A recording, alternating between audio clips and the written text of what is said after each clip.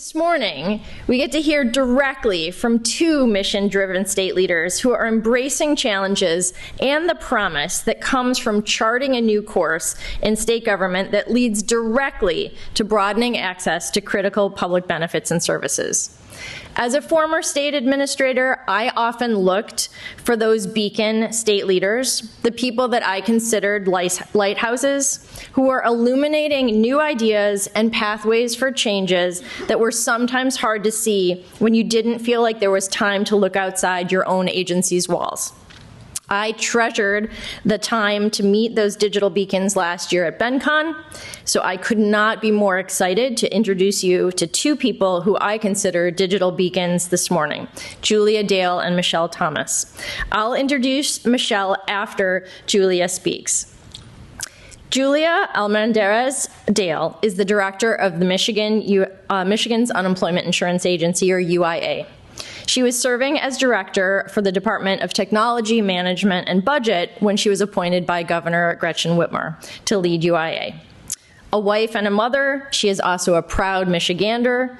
Julia has more than 20 years of service to the residents of the state of Michigan in leadership and management roles throughout government. She is dedicated to providing exceptional customer service to Michigan's residents and businesses.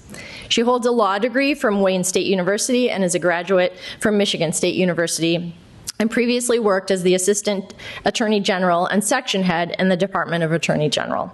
She started her public service career as a civil rights representative for the Michigan Department of Civil Rights. She loves to read and is always open to a good book and book recommendations, so find her during the conference and ask her about what she's reading. I promise you, you'll get a good recommendation. I am just thrilled to introduce you to Julia Dale.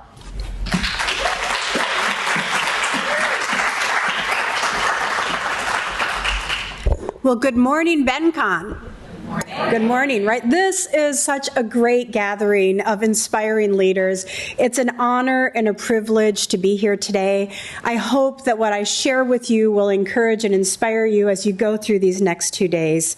I'm happy to have the opportunity to share about my journey leading the UIA from crisis to transformation, from an agency under siege during a global pandemic to an organization proudly standing as a national model for fast, fair, and fraud-free service. I'm also honored to share my thoughts on leadership, specifically how our lived experiences shape our leadership. Our biographies can and should shape how we lead. You see, true leadership is not just about skills and tactics and strategy. Our personal journeys shape our perspectives and our priorities, and in the darkest times, give us the grit and the perseverance we need to survive our professional crises. Our personal journeys inform our leadership. From the outside, my family story was the epitome of the American dream. My father followed the northern migration from Texas to Michigan to work in the automotive industry. He started as a custodian and rose to the ranks of a journeyman, earning a union wage and benefits. We had a house, 2 dogs, a flock of chickens, a small home in a small town called Eaton Rapids. My favorite spot was sitting under a small red maple tree in the front yard, and when my father would tell me to go outside and play, my idea of playing was reading a good book under that maple tree. From the inside, though, my family's story was a violent nightmare. My father ruled our home with fear, and as his kids grew older, the abuse escalated from verbal to physical. Let me share just one memory.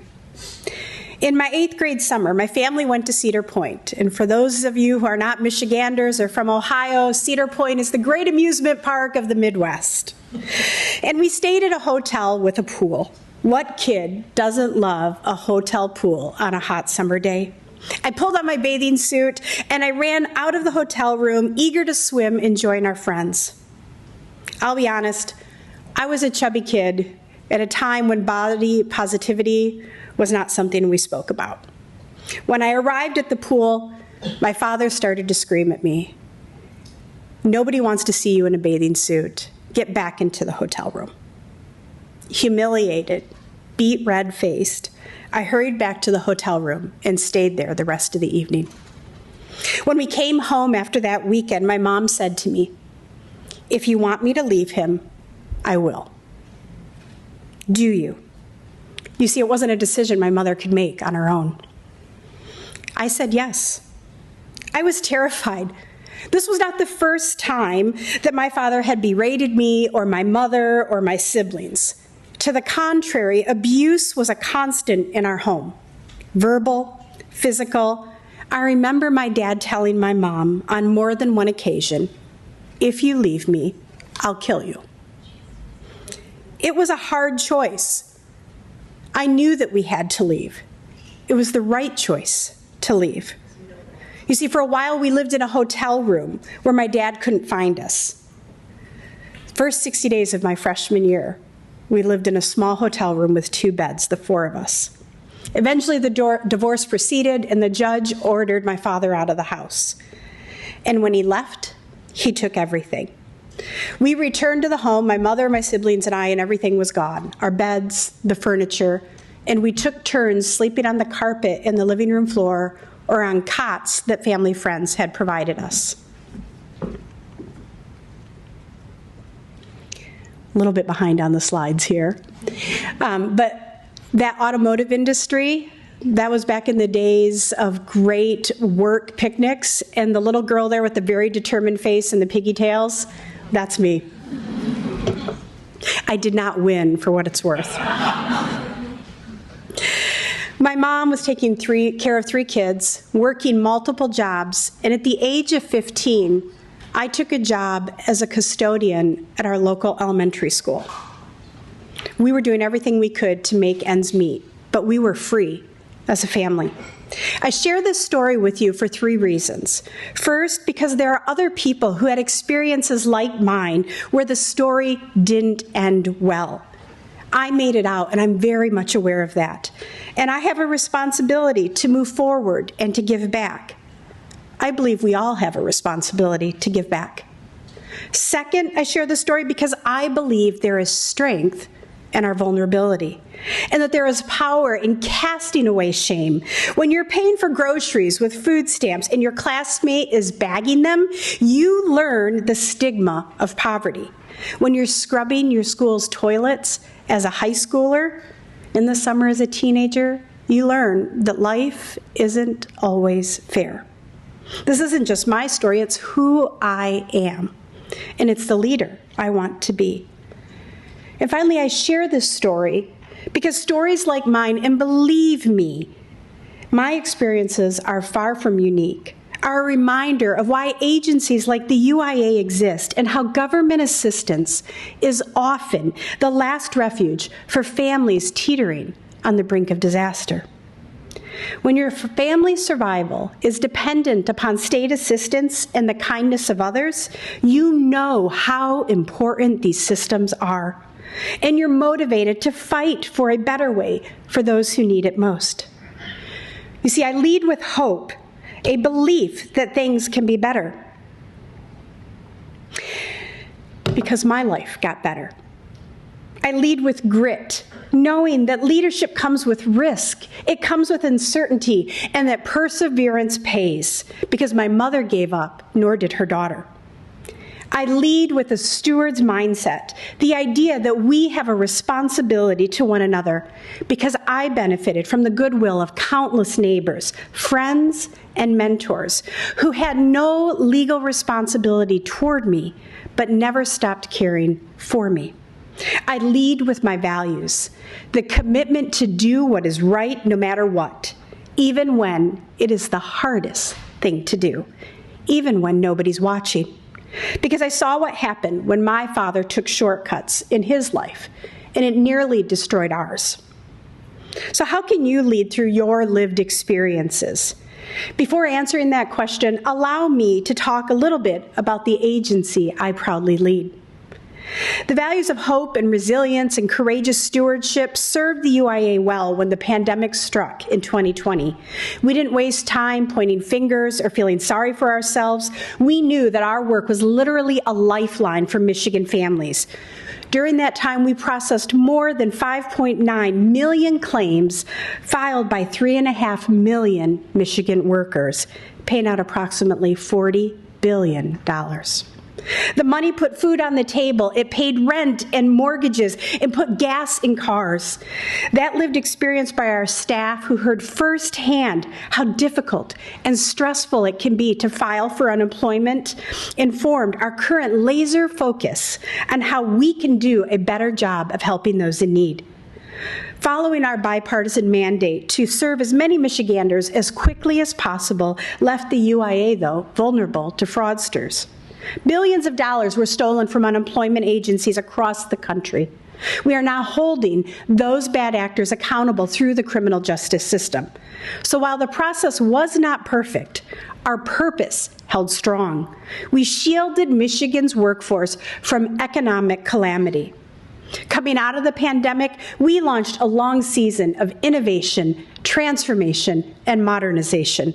First, we launched a project this year to replace the outdated computer system that caused scores of issues for workers and businesses during the pandemic. It was too slow, too clunky, too prone to errors. The legacy system was never intended, was not remotely equipped to handle the massive influx of claims we saw during the pandemic. This was unacceptable. And we were transparent about the failures and are making good on our promise to build a 21st century computer system out of the ashes of the pandemic. Second, the Justice Department awarded the UIA with a $6.8 million equity grant to make it easier for workers in underserved communities and populations to access benefits.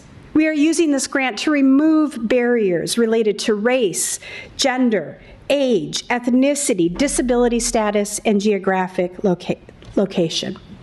Third, we simplified the process for everyone. We understood that our process was too complicated and confusing. We overhauled the UIA web presence to make it more timely, more mobile-friendly, and accessible to applicants. We also launched online coaching sessions for first-time filers, as well as sessions to help people understand their benefit amounts. And in one of my proudest partnerships, we engaged with the Detroit nonprofit Civilla to streamline our communications with the public. Civilla prioritizes human-centered design and collaborated with jobless advocates, staff, and workers on our behalf to ensure that communications are not only efficient, but easy to understand. On our website, the roadmap, the claimant roadmap, it's a page that spells out how to apply for benefits in 6 clear, easy steps. We have also expanded our translation services and partnered with the Bureau of Services for Blind Persons to not only ensure that everyone has access to these services, but is actually able to utilize them. The UIA also launched this year a new Employer Help Center, a one-stop online toolkit that uses plain language and clean design to answer employer questions and explain UIA programs. The Employer Help Center was developed, again, in partnership with Civilla, with input from our business community. Civilla is one of many partnerships we forged in the last couple of years to listen and learn from people who aren't necessarily fans of the government or the UIA. For example, we established a modernization work group, a first-of-its-kind task force made up of representatives from Michigan's business, labor, and jobless advocacy organizations to guide the agency on how we can serve Michigan workers and businesses better. The work group pays tribute to the power of relationships. What began as an unlikely and tenuous gathering of forces has developed into a wealth of information, a treasure trove of thought leadership and collaboration. These and other changes, though, weren't always easy to implement. They are the result of making hard decisions with tenacious empathy. Tenacious empathy. It's an interesting turn of phrase. It's a combination of hard-earned resilience and heart-rooted grace. I aspire to be a tenacious and an empathetic leader. You know why? Because that is exactly how I would describe the leader of a troubled home in Eaton Rapids a generation ago, a victim of domestic abuse and a survivor of grinding poverty. So back to the question, how can each of you lead through your lived experiences?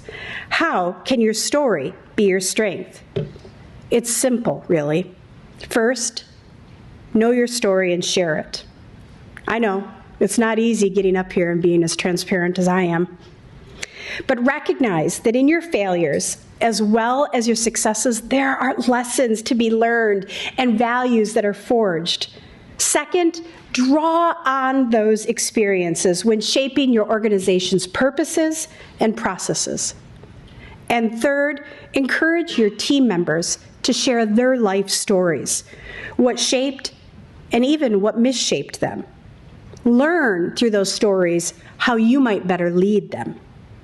The word authenticity is thrown around a lot in talks like this, and I think, frankly, it's misunderstood often. Authenticity doesn't merely mean be yourself. True authenticity, in my mind, means be the best of what you've been. Be the sum total of all that you've witnessed and experienced, for better and for worse, on your journey to leadership. After all, you can't be yourself if you don't know who you are. And you cannot lead at your highest level if you are a mystery to your team. Let them know you. Let them know what drives you. And trust me, they will follow. Thank you.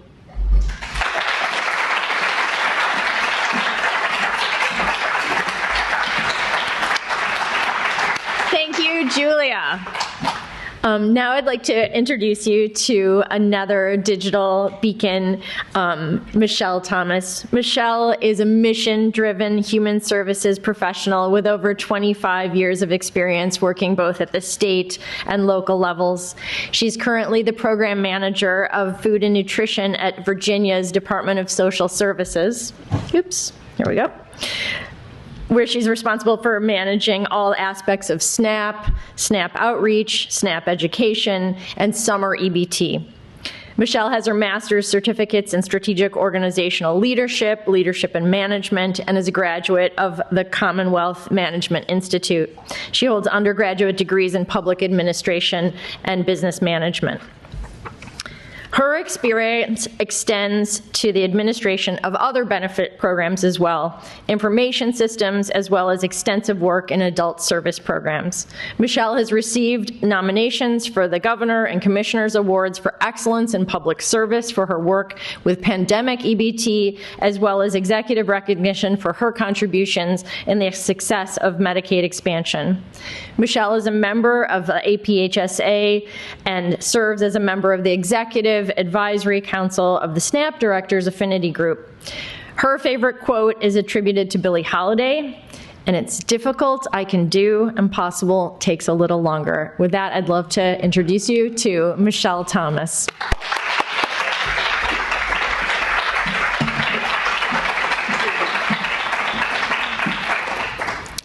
Good morning, BenCon. How are you today? Great. I'm going to talk to you a little bit about the program that I'm currently working with, which is Sunbucks, or Summer EBT. By show of hands, how many of you in the room actually know what Summer EBT is? Excellent. That means I don't have to do a whole lot of talking about what it is and what we need to do. So let me start off by saying, Julie, that was inspirational, and I feel like you hit the target on many of us who are public administrators and do this work. And I am so amazingly excited about being in this room with my colleagues, my IT room, my benefits room, my folks who do all types of administration. So let's talk a little bit about Sunbucks and what it looks like in Virginia. So Sunbucks is a new a new nutrition program that is aimed for children. It is aimed to assist them regarding the gaps that they may receive in not receiving benefits in the summer months. This is the first nutrition program aimed at children in over 50 years, which means most of us in this room have never seen or had the opportunity to launch a new program. This is a epitome of what we need to do. Last summer, Virginia was approached by USDA to be a champion state, and they went to our governor specifically because Virginia had actually did a pilot program through 2016 through about 2018 of summer EBT. It wasn't huge, it was a few counties, it was mildly successful, and we knew it was something that we would love to do more of, but again, it was a pilot, funding dried up, and we no longer could provide it. Let's move forward to the Consolidated Appropriations Act of 22, which came on the ends of the pandemic EBT when Congress finally said that we needed to do something more permanently. In-run summer EBT. And here comes some of the things that we found to be some concerns for us. The issues that I'm talking about are not concerns or challenges that were just for Virginia, but they were also concerns that we heard from my colleagues around the country. I believe it was like 37 states and tribal folks as well as territories that decided that they could do summer EBT for this inaugural year. Many of the challenges that we all came to know is that there was no infrastructure for this. Data was just not as great as we would love it to be. Finances were also a problem. We just don't have millions of dollars sitting around in state governments to just put out a brand new program. The timing, why we knew it was something that we needed to do, it was not great. It came in the middle of many of our having to go to our general assemblies or our legislatures to ask for money. And of course, procurement of services. Nothing in government is easy. You have to go through the process. The red tape does not go away just because you want to do something that is great. So with those challenges, each of us had to determine what was best, what could we do, and by all means, could we say no to the millions of children around the country that really needed to benefit from this program? Virginia, again, as a champion state, said, yes, we believe we can do this. Let us see what we can do. We have lots of kids counting on us. We had just under the estimates of about 800,000 children in Virginia that would be eligible for the program. So let's talk about who actually is eligible for Sunbucks. Sunbucks is focused on school-aged children who participate in other programs, such as SNAP. It also could be medical assistance, TANF, and for some of those children who are experiencing foster care. We also are eligible, those children that are also eligible are those who are with the school food and lunch, the school free lunch program, as well as the reduced breakfast program. So if you are participating in any of those programs, you are likely eligible to receive Sunbucks. So let's talk about some fast facts for Virginia. Approximately 80% of the children that we believe that would be eligible for Sunbucks in Virginia receive their benefits without having to apply, without having to do anything. They were categorically eligible. Virginia made a very discerning decision to issue those benefits to those children that were receiving those categorically eligible benefits, as well as who started to apply early on. We did that on the first week of August of this summer, and we served about 90% of the students at that time. That meant families did not have to do anything extra. They did not have to apply for benefits. They didn't have to do anything except wait for a card or to be told that those benefits were there. So out of those households that we thought the estimates were just under 800,000, we were able to serve at that time, right now, about 703,000 households. We are very proud of that, pumping in about $85 million of benefits to the Commonwealth. Thank you.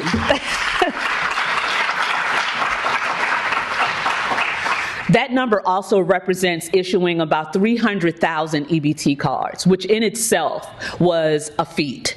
Our Our contracted services had only the ability to issue about 50,000 cards a day, which is not a whole bunch, but it did a whole lot better than we did during PEBT. We strategized with them to ensure that households would have cards in hand before we made benefits available. For those of you who may not know the specifics about what the regulations say, there's only a small window to use benefits for summer EBT. After that time, about 122 days, the benefits are wiped from the card. So we wanted to make sure families had the maximum time to use those benefits, and we did not make those benefits available until we believed most of the families had cards in hand. As I mentioned, on August 9th, or that weekend of August 9th, about 90% of those families that we predicted would receive benefits had benefits in hand and had availability to that money. So we did congratulate ourselves a little bit on that part of it. So let's talk a little bit about those families who were not necessarily categorically eligible. We had about 5,000 applications, which we felt was kind of low, but we were excited because what we did as part of one of the things of getting that word out is that we were very, very specific about trying to talk to families about who did not need to apply, who did not have to do any work. So we believe that that 5,000 represented those families who wanted the benefit, who were fiscally eligible for the benefit, but did not fit into that categorically eligible group. Again, just like the estimates that USDA said, about 791,000, we all know that everyone is not necessarily interested in receiving our benefits, and we wanted those families to be able to opt out. They did. They just did not apply. So, with that said, those families received those benefits, the applications were received and processed. We believe right now we're thinking that our last issuance for those applying families will happen about the 27th of this month, and we'll be closing the program out for 2024. I also want to talk to you about what those successes look like and some of the things that we did in order to ensure success.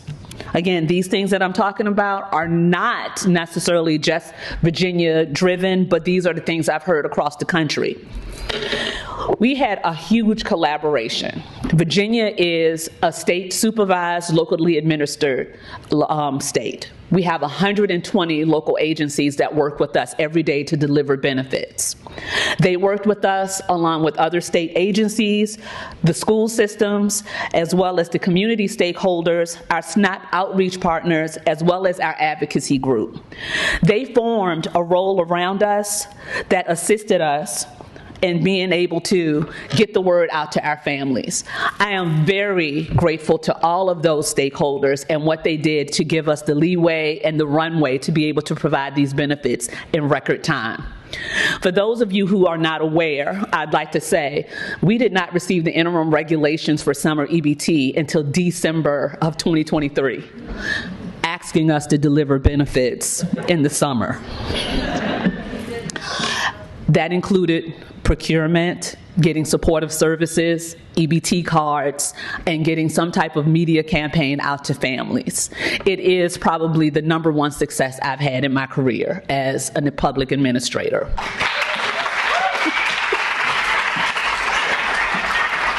So some of the things that Virginia did in order to get this word out, again, as I mentioned, the collaboration with those that I've listed, I cannot name everyone, but I tell them every time I see them how much we appreciated their support. They allowed us to fail forward. They allowed us to be able to use them as a messenger. And when I say as a messenger, one of the things that we're most proud of is the consistency of our messages. We developed media information for our stakeholders that included FAQs, scripts, IVR scripts, anything and everything we thought you would need in order to do that. We distributed it to all of those places. We did not ask them to necessarily do anything with the information, but we wanted them to be armed and ready in case someone came to their doors. That way, no matter where you went, you you got the same consistent message.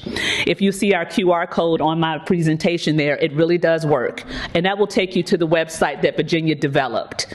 Unfortunately, because our operational period is over, you won't be able to see our journey, which also was very helpful to our community, because families could actually put in information specific to schools, benefits they've received, they would understand, and their income, and they would be told whether they seem to be eligible and whether they should apply or maybe not apply this time. They may be categorically eligible. So we were very proud of that. We were also proud of being able to provide our language, our information in about 18 languages.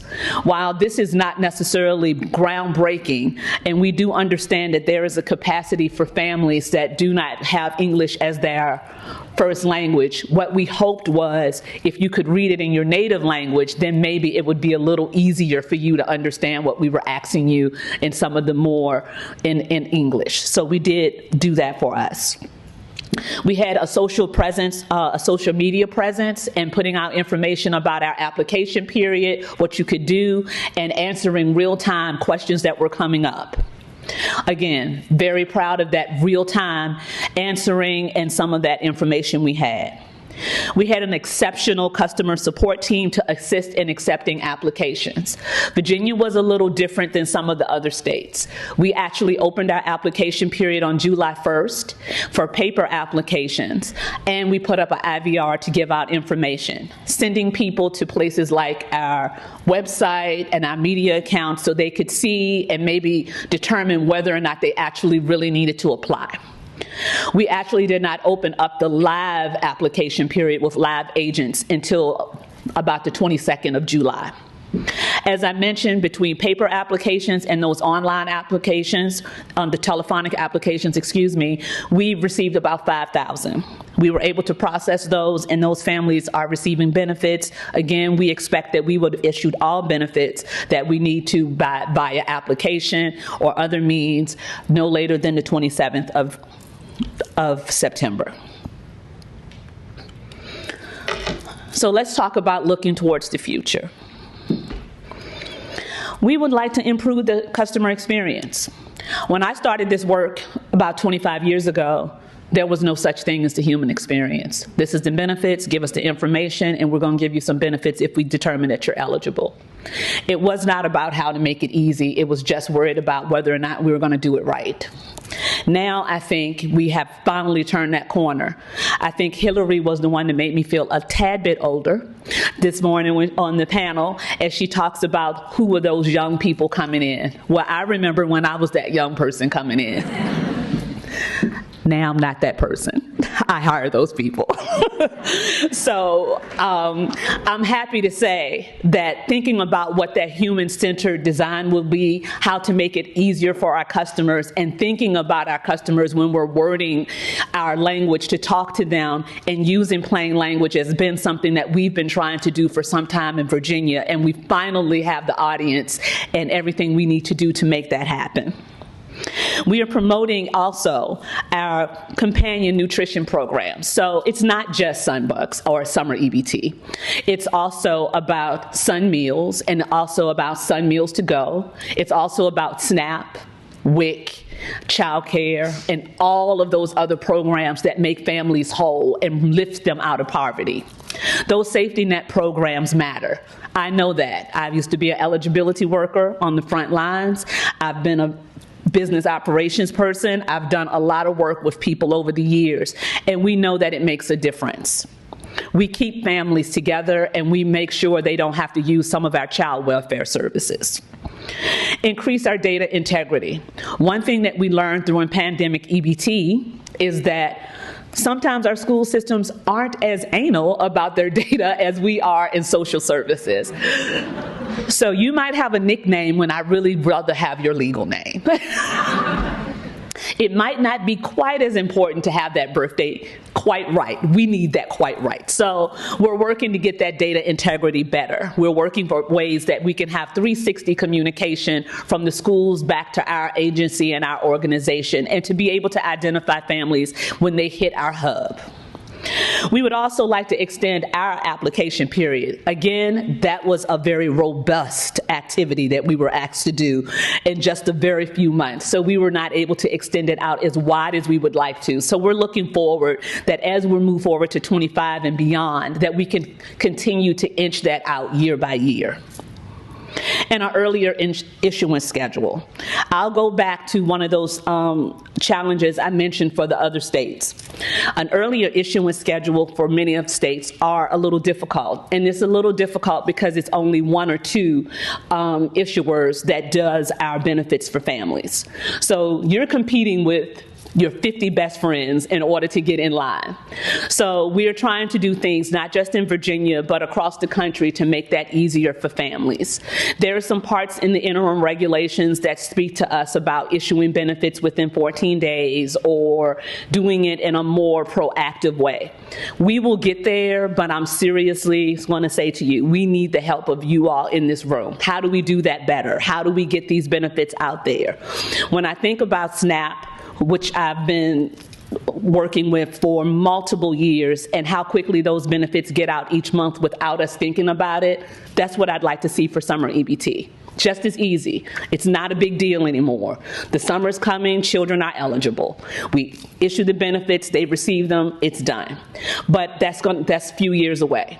So in talking to our states across the country, USDA, our advocacy groups, other areas and other folks around that's been helping us, I think we're all on the same page, which is not something that happens very often in this work. We know that we can't make it all happen in 1 year or 2 years, but we're all dedicated to feeding those children, to ending those gaps in nutritional benefits, to make sure families eat.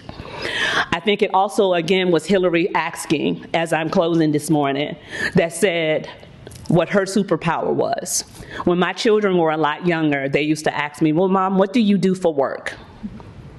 I feed families. My superpower is that I feed families, and I make a difference every day, just like you do. I appreciate the time that you've given me this morning. I look forward to this conference. This is my very first time being here, and I'm interested in some of the things that you can do to make the work for not just the Commonwealth's families easier, but for all of our families across the country. So thank you again for everything you do every day. I appreciate your time.